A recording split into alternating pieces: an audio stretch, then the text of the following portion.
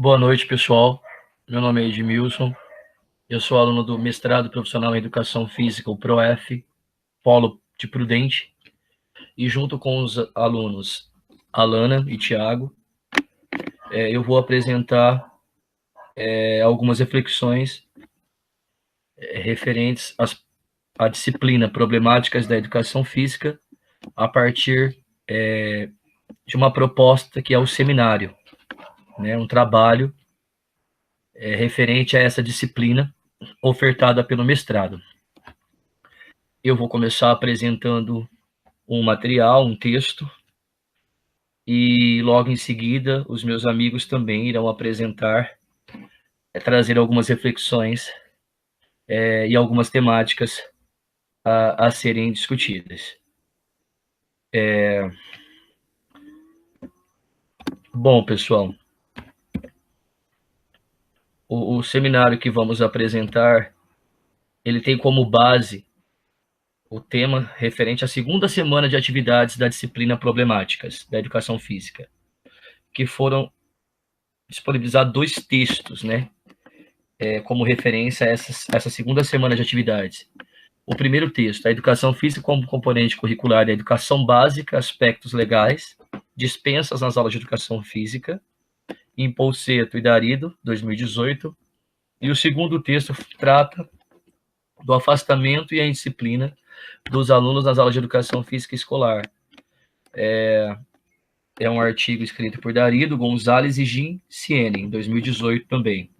A partir dessas temáticas, nós escolhemos alguns textos de apoio para aprofundar ainda mais essas discussões. Eu vou apresentar o primeiro texto. É um artigo intitulado Dispensas das aulas de educação física, apontando caminhos para minimizar os efeitos da arcaica legislação. Júnior e Darido, 2009.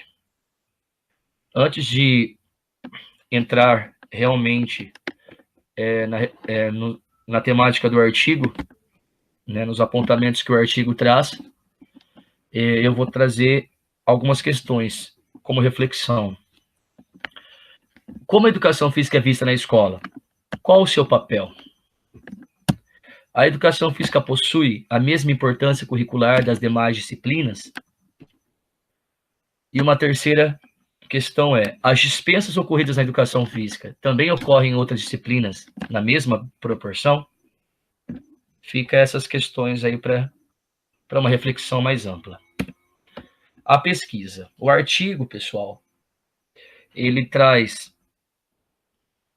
tem como base uma pesquisa realizada. Antes de adentrar na pesquisa, ele faz um levantamento do processo histórico quanto aos aspectos legais da disciplina de educação física dentro da educação básica. E o artigo, pessoal, né, a pesquisa, o problema é o alto índice de dispensa dos alunos das aulas de educação física. O tipo de pesquisa foi um estudo de caso a partir da análise de um processo de implementação de ações visando minimizar o número de dispensas às aulas de educação física. E o público? Alunos do ensino médio, dentro de uma escola particular do município de Rio Claro. E o período para a coleta de dados, o período onde ocorreu o levantamento das informações, de 2000 a 2008. Eu vou iniciar então, pessoal, como eu disse, né, antes de entrar na pesquisa em si, trazida pelos autores desse texto de apoio, um breve resumo do processo histórico, né, da educação física, né, quanto aos seus aspectos legais. Então, o primeiro documento que vem dar sustento realmente à educação física, servir como orientação à educação física na escola, foi a Lei 4.024, de dezembro de 61, chamada de primeira LDB. A partir do artigo 22, diz: será obrigatória a prática da educação física nos cursos primário e médio até a idade de 18 anos. Então, pessoal, a educação física se torna obrigatória, mas até 18 anos. A partir dessa idade, ela não é mais obrigatória. E isso em 61. E nessa época, né, vale a pena levantar algumas questões, a educação física era uma forma de capacitar o aluno nos seus aspectos físicos, preparar ele para ser um trabalhador dentro desse processo de industrialização que o mercado, né, que demandava o mercado profissional. Em 71, 10 anos depois, surge um outro documento, uma segunda LDB, a Lei 5.692, onde exclui o limite da idade. Né? Então, não é mais só até os 18 anos. E a partir do decreto 69.450, artigo 6, diz: em qualquer nível de todos os sistemas de ensino, é facultativa a participação nas atividades físicas programadas. Então, exclui o limite de idade, mas torna facultativa em algumas situações, como, por exemplo, aos alunos do curso noturno que comprovem exercer emprego remunerado em jornada igual ou superior a 6 horas. Isso logo se estendeu também aos alunos do período diurno. B, aos alunos que forem maiores de 30 anos de idade. C, aqueles que estiverem prestando serviço militar. D, e os alunos amparados pelo Decreto-Lei 1044, de outubro de 69, mediante laudo médico. Então, e nessa época, vale a pena ressaltar que a educação física ainda, em 71, era vista como uma mera atividade extracurricular, não como uma disciplina de iguais direitos, como as outras, né? E sim apenas uma prática dentro da rotina escolar, pessoal. Então, né, recapitulando aí o que trouxe esse slide, a segunda LDB, ela tira o limite de idade, exclui, mas, por outro lado, torna facultativa em amplas situações, né? Alguns anos depois, em 77, a partir da Lei 6.503, mais duas situações compõem essa questão da facultatividade. Então, insere o antigo texto mais duas alíneas, facultando a prática das aulas ao aluno de pós-graduação e à mulher com prole. Em 96, surge a LDB atual, a terceira LDB, lógico que com algumas alterações até os dias de hoje, mas é que se mantém, além número 93/94, e a partir do artigo 26 dessa LDB, da LDB, a mais atual, no parágrafo 3, diz: a educação física integrada à proposta pedagógica da escola é componente curricular da educação básica, ajustando-se às faixas etárias e às condições da população escolar, sendo facultativa nos cursos noturnos. Então, a partir dessa data, a partir desse marco, desse documento, a educação física não é mais uma mera atividade dentro da escola, uma prática apenas, mas sim um componente curricular da educação básica, uma disciplina de iguais direitos como as outras, né, de total importância, né, a formação do aluno, e apenas sendo facultativa nos cursos noturnos. Porém, apesar dessa lei, né, ter surgido, ainda restam alguns resquícios das antigas LDBs. Em dezembro de 2003, a lei número 10.793, o artigo 26, o inciso 3, traz: a educação física integrada à proposta pedagógica da escola é componente curricular obrigatório da educação básica, sendo sua prática facultativa ao aluno. Aí vem uma série de situações que tornam facultativa a prática nas aulas de educação física. 1, que cumpra a jornada de trabalho igual ou superior a 6 horas. 2, maior de 30 anos de idade.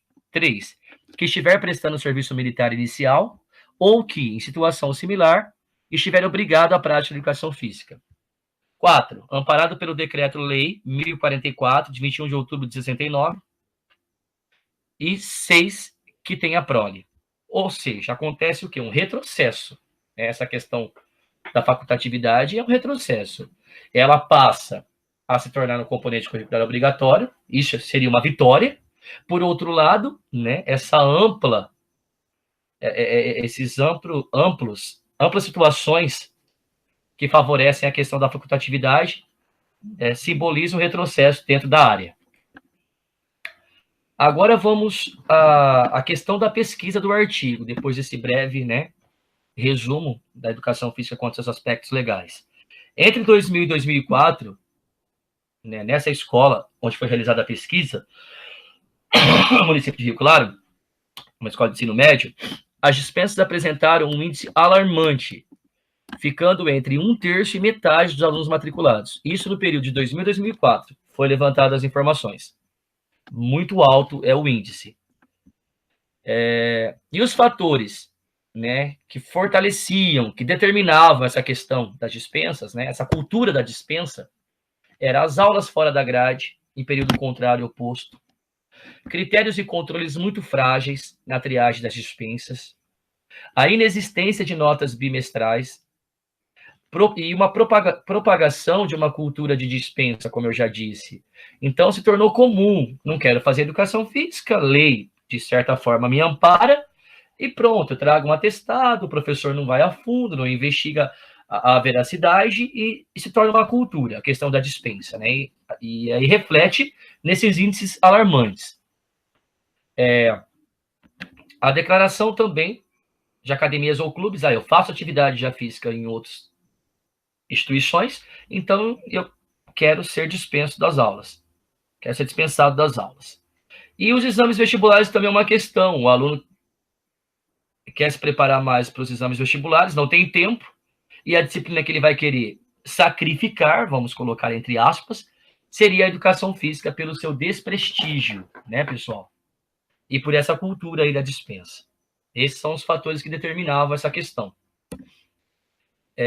Então, eles levantaram informações de 2000 a 2004. A partir de 2005, algumas ações já foram implantadas na escola. Iniciou-se ações com apoio do corpo gestor. Isso é muito importante. Então, os alunos tinham que fazer, que não participavam das aulas, tinham que apresentar trabalhos domiciliares. Só a partir disso, houve uma queda de 33,53% para 22,46% no ano de 2005. Em 2006, ocorreu umas adaptações, os trabalhos de pesquisas, né? Foi solicitado trabalho de pesquisa, relatórios de filmes e palestras, tudo dentro de uma temática, né, que tinha relação com o conteúdo da educação física. Então, a partir disso, houve mais uma queda no índice de alunos com dispensas, de 22,46% para 17,46%. Em 2007, foi um divisor de águas. Ocorreu o quê? Uma interpretação mais fiel, né, à legislação. Principalmente na questão dos alunos amparados pelo decreto de lei 1044, que fala das afecções, dispõe sobre o tratamento excepcional para os alunos portadores de afecções, doenças, algumas doenças específicas. E aí veio algumas questões. Este decreto refere-se a todos os componentes curriculares, não só a educação física. Então, como que o aluno consegue dispensa da educação física e não das outras disciplinas? Então, alguma coisa estava errada. A escola começou a investigar isso. O que a escola fez? O que o professor, junto com o corpo gestor, fez? Estipulou 2 tipos de atestados. Em um, os alunos seriam dispensados das aulas integralmente, e outro, eles seriam dispensados apenas de algumas atividades. Houve, a partir dessas tomadas de decisões, dessas ações, uma queda de 17,46% para 4,9% do número de dispensas. Houve uma queda muito grande, relevante. E ocorreu também, pessoal, né, nesse mesmo ano, um rigor maior nos trabalhos avaliativos. Ele passava a ter 3 etapas. Uma, trabalho de pesquisa. Os alunos tinham que fazer um seminário, né, acerca de um dos temas, dos conteúdos da educação física, e uma avaliação escrita. Em 2008, a partir desses rigores ocorridos nas formas de avaliar esses alunos com dispensa, frequentar as aulas tornou-se menos trabalhoso. Então, apenas 2,7% dos alunos apresentavam dispensa das aulas de educação física. Um número bem pequeno. Agora eu trago algumas considerações finais acerca das reflexões trazidas por esse artigo, né, dos apontamentos trazidos a partir desse texto. A educação física como a identidade pedagógica dessa disciplina é importante, né? A organização curricular, a relevância dos conteúdos, a articulação com o projeto pedagógico é importante. A educação física, ela é uma disciplina tão importante como as outras disciplinas. Então, ela precisa estar articulada com o projeto político-pedagógico. Introduzir os alunos no mundo sociocultural a partir das diferentes práticas também é um fator importantíssimo, porque a educação física ela tem uma amplitude, um repertório imenso de atividades, de práticas, né, socioculturais, e isso é muito importante para a formação do aluno. Levar em consideração as diferenças, realidades e contextos, né? Então, o conhecimento tem que ir de encontro às necessidades dos alunos, né? De acordo com o contexto, a cultura local, tudo isso é importante ao montar um plano de aula, né? Ao desenvolver realmente o conteúdo. E a importância do respaldo da equipe gestora, como vocês viram, foi de total importância para que esse trabalho tivesse êxito, né?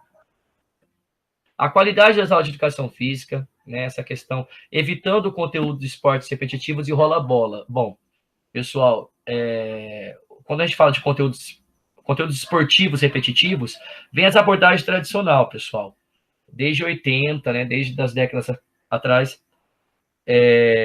onde o esporte na escola era visto como algo voltado ao rendimento, o professor técnico, o aluno atleta, era uma prática excludente. E o esporte ele tem que ser ressignificado dentro da escola, né? Tem que buscar novas alternativas para trabalhar o esporte. E a questão do rola-bola também.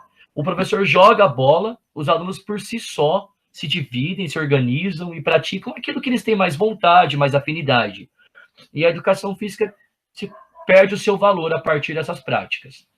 O baixo status da disciplina, juntamente com aulas oferecidas fora do horário regular de aula, também contribui para a questão da dispensa dos afastamentos. É uma problemática. É importante adotar estratégias que valorizem a disciplina e venham a superar essa questão da facultatividade, né, que são a questão das dispensas e afastamentos. Bom, pessoal, eu fico por aqui. A seguir, os alunos Tiago e Alana irão trazer mais algumas reflexões, né, que fazem parte desse grupo, qual montamos para a apresentação desse seminário referente às problemáticas da educação física.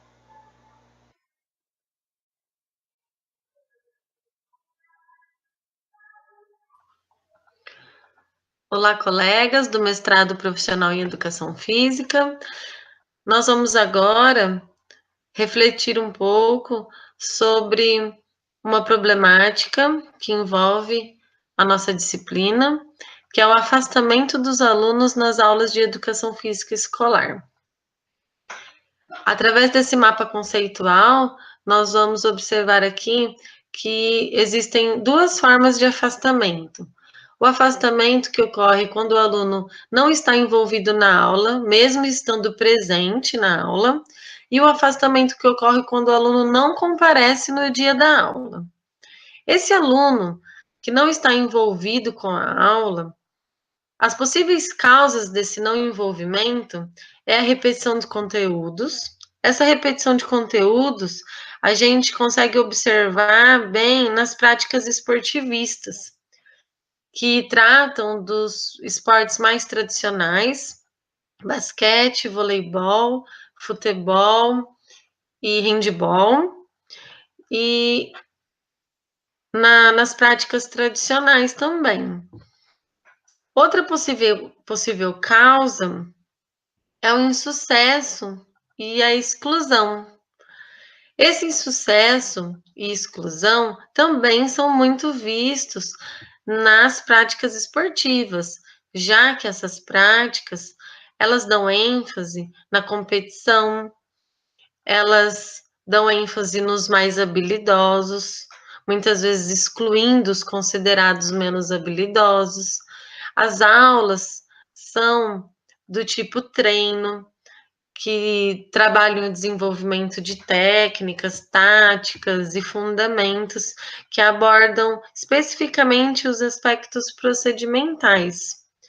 E através desse insucesso e exclusão, o aluno se afasta tanto da aula em si, como também de práticas corporais de forma geral.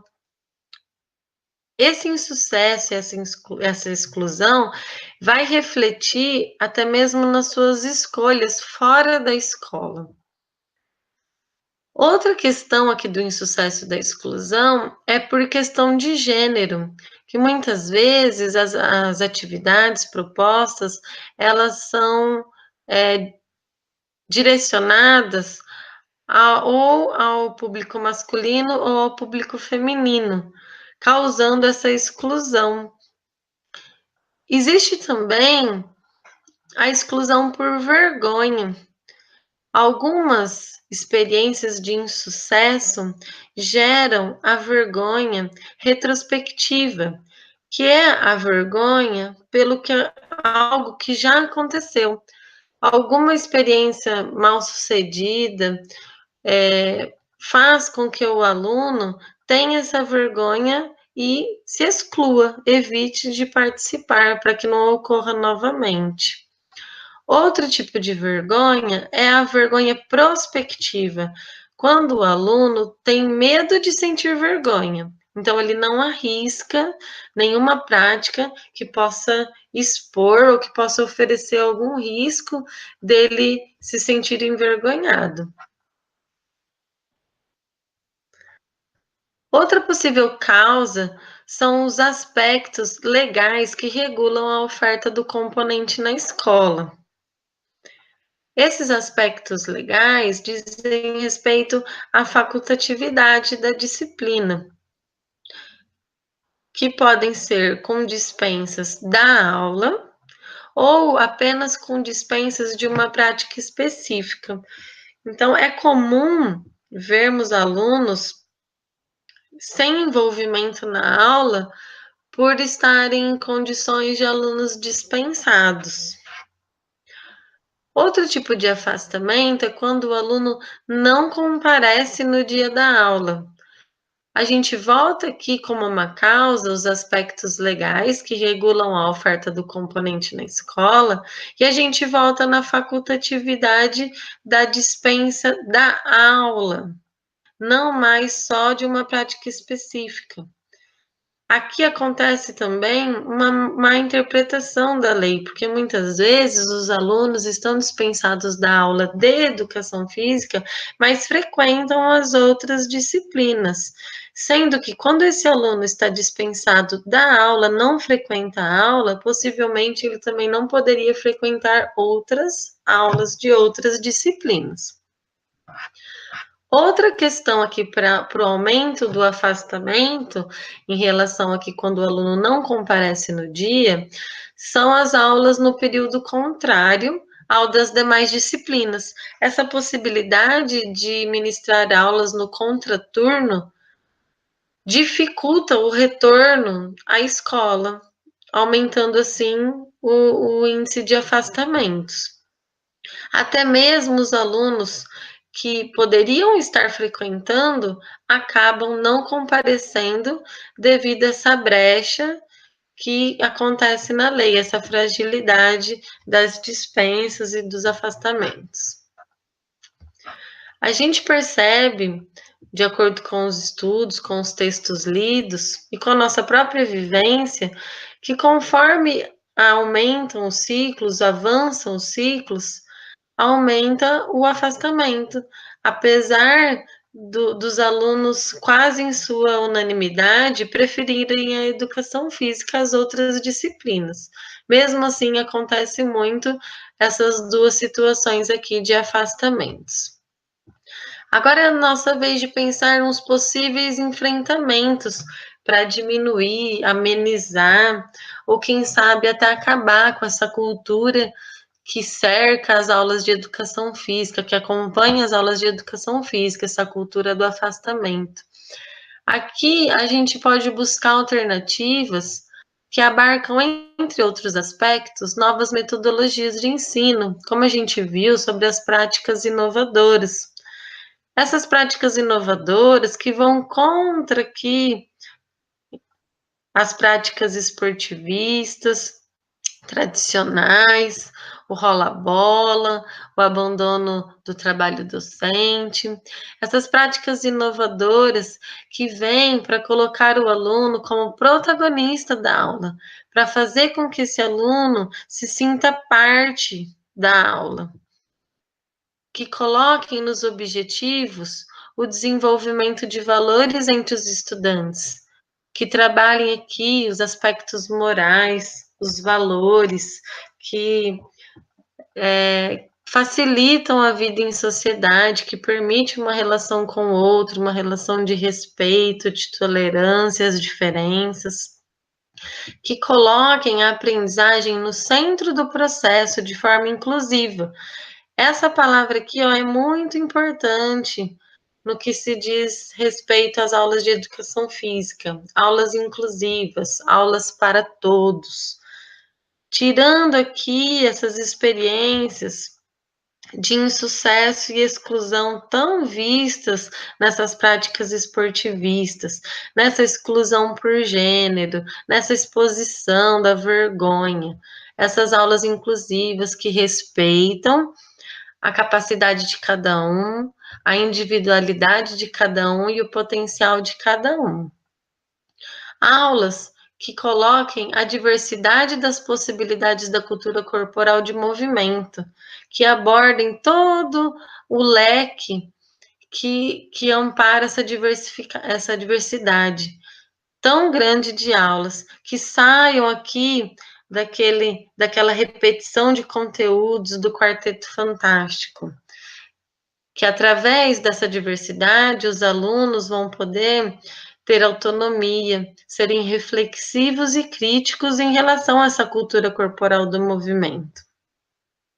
Aulas também, e aqui entra não somente o professor, mas também toda a escola, critérios mais rigorosos ao avaliar os motivos da dispensa, essa fragilidade da lei que disponibiliza a dispensa das aulas ou a dispensa de uma prática específica, pensando que esse aluno dispensado, ele necessita de instrumentos de aprendizagem e de avaliação, que não é porque ele está dispensado da aula ou dispensado de alguma prática que ele vai deixar de contemplar os conteúdos específicos das aulas de educação física. Então, é preciso um olhar mais criterioso em relação a essas dispensas, para que a aprendizagem seja garantida e a avaliação seja feita durante todo o processo. Fazendo assim, a gente vai conseguir diminuir essa cultura de afastamentos e dispensas que a educação física escolar carrega consigo, historicamente. Então, eu espero ter contribuído um pouco para a nossa reflexão. E agora a gente continua refletindo a partir do ponto de vista de cada um de vocês. Obrigado pela atenção e até a próxima.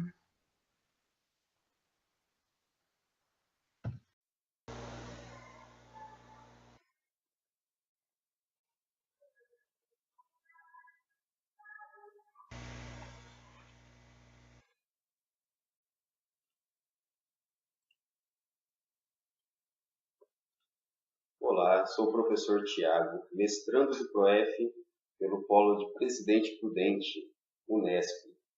Vou apresentar uma visão sobre o texto que fala sobre a indisciplina de Darío Gonzalez e Ginsene.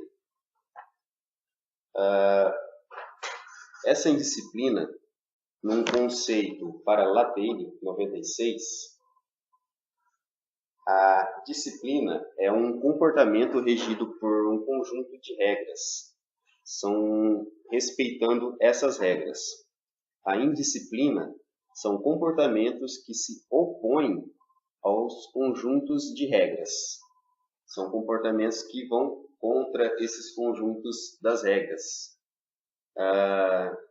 E num conceito de visão para o aluno, essa indisciplina, de onde vem?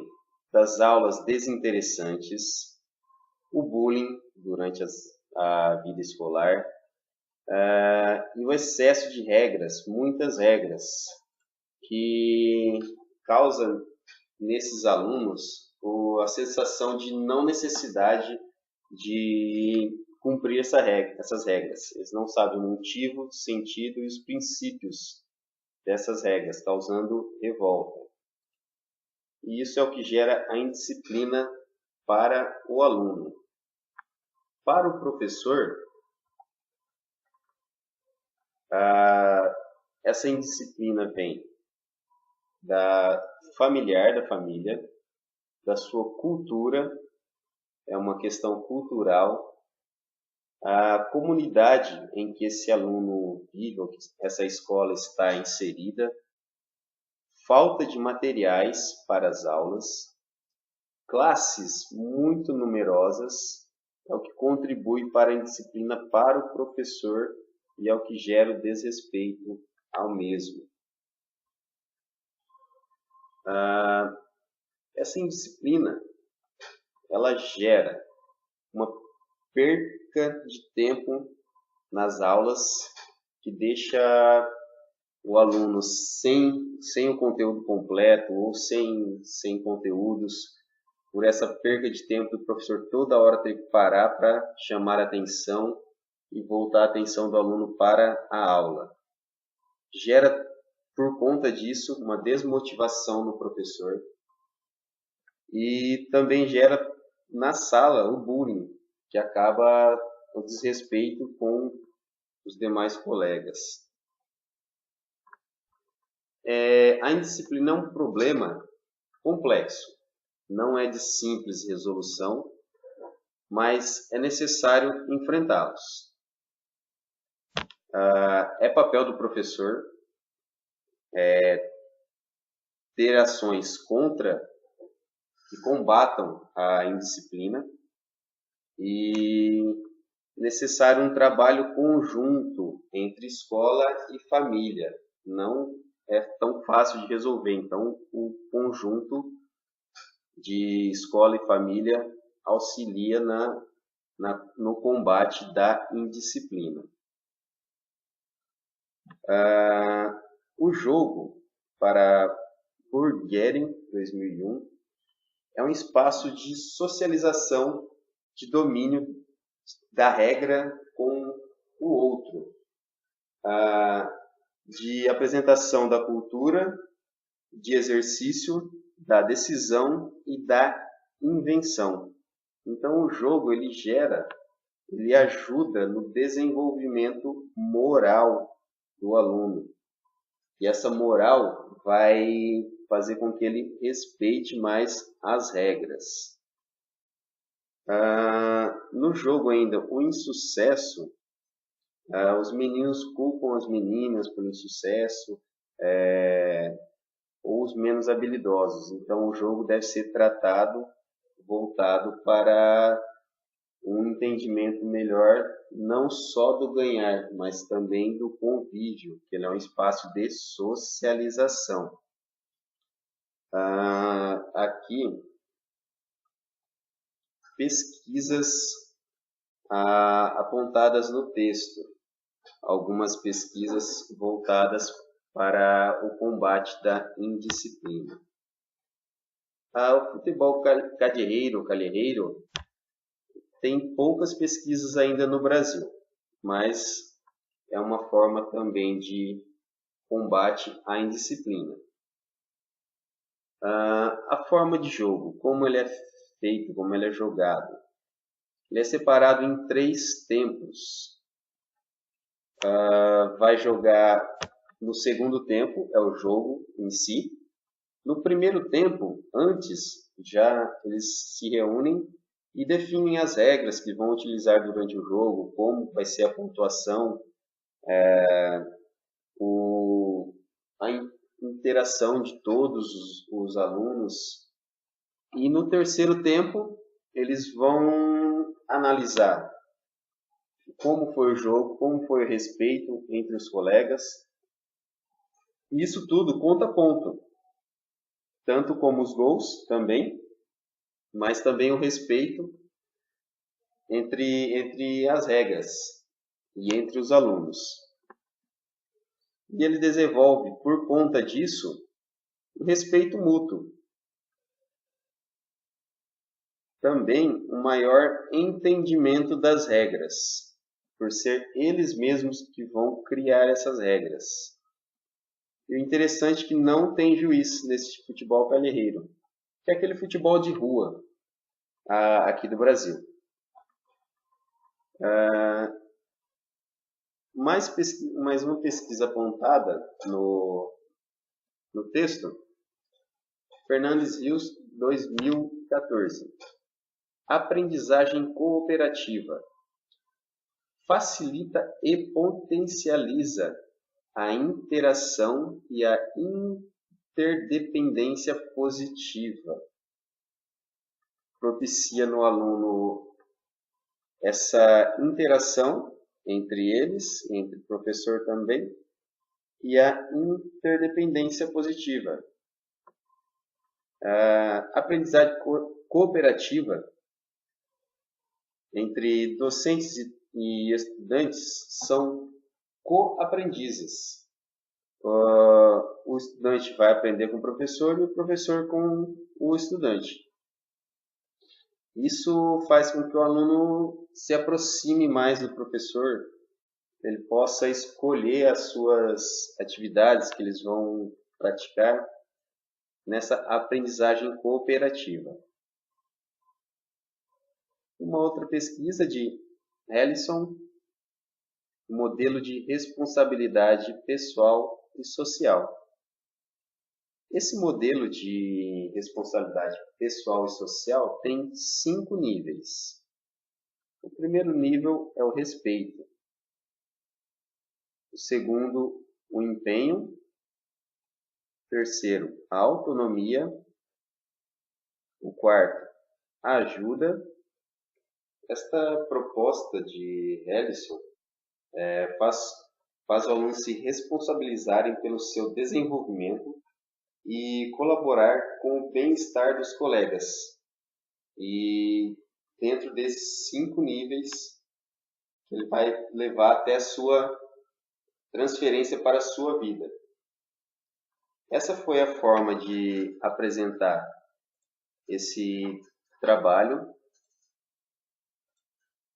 sobre a indisciplina. Espero que tenham gostado. Agradeço e até uma próxima.